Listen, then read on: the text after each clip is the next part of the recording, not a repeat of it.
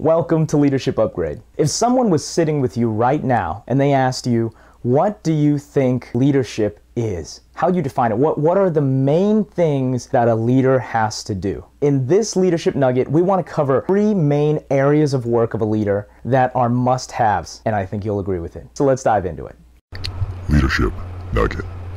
These 3 veins are vision casting and context, accountability and execution, and for the third one, it's encouragement, fun, and celebrating wins. So let's go ahead and unpack those 3 a little more. Let's start with the first one, vision casting and context. I really like Andy Stanley's definition when it comes to vision casting. He says it like this: what you're trying to do as the leader is you're trying to clarify the win. It should be very easy for your team to be able to tell anyone what it means for the team to be winning. What does success look like? If it's clear to the team, then they know how to get there. But let's talk about the flip side of that.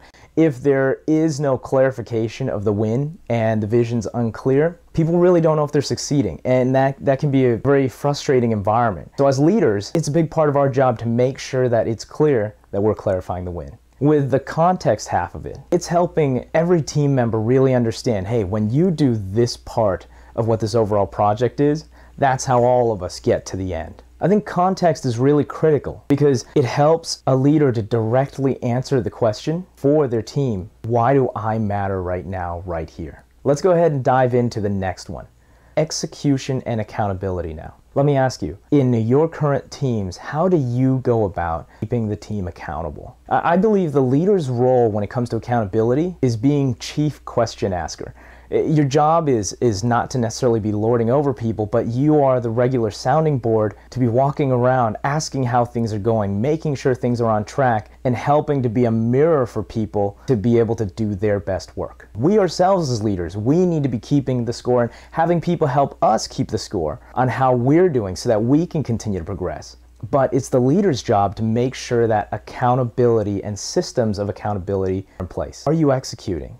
If people are being held accountable, that's what brings execution. Execution is the measure of accountability. Let's talk about the flip side of that as well. In cultures that lack accountability and execution, some of the symptoms of that type of culture, what you start to find is that people that are very lax and aren't taking the mission as seriously as you might be, and as some of your best people might be, start to basically just go into a malaise and do whatever they want. The scary thing about that is that will drive your best people crazy. And that's the last thing you want, because if you let that go on too long, you may find yourself surrounded by only the people that are in a malaise, and all your best people start to slowly slip away. So if you create forums as a team where people can be regularly holding themselves accountable and having peers be able to work with each other and create that culture of accountability where everyone is naturally knowing when it is that they're going to have to report in on things and just make sure everything's going okay,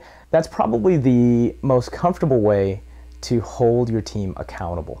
Now let's go ahead and talk about the last area. This is actually really easy to miss because we're doing, and sometimes it just seems like we run out of time to actually celebrate the wins themselves. Let's talk about what happens when we don't celebrate wins. And that is an easy cause of burnout. When you're not celebrating wins, it's all work all the time. And that's great when it comes to the amount of work that's getting done, but eventually you're asking for team burnout. So with those 3 areas, I believe that's a great way to actually run your meetings. So as an actual action item from what we've talked about today, I challenge you to try to structure your next meeting using that format, starting out with making sure everybody understands the vision of where you're trying to go.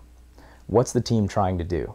Then following that up with talking about how the team is doing, allowing people to talk about how they're doing against the goals, whether you've set for them or even better yet, hopefully the ones that they have set for themselves. And then finally, giving some time for the team to share some wins together. So with that, I want to end today's leadership nugget with a quote from Max Dupree. It goes like this: the first responsibility of a leader is to define reality. The last is to say thank you. In between, the leader is a servant. All right, so final recap here. Think VAE, vision, accountability, encouragement. Leadership Nugget.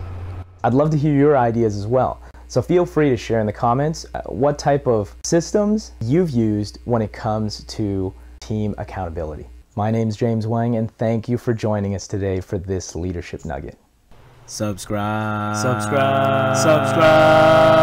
Subscribe.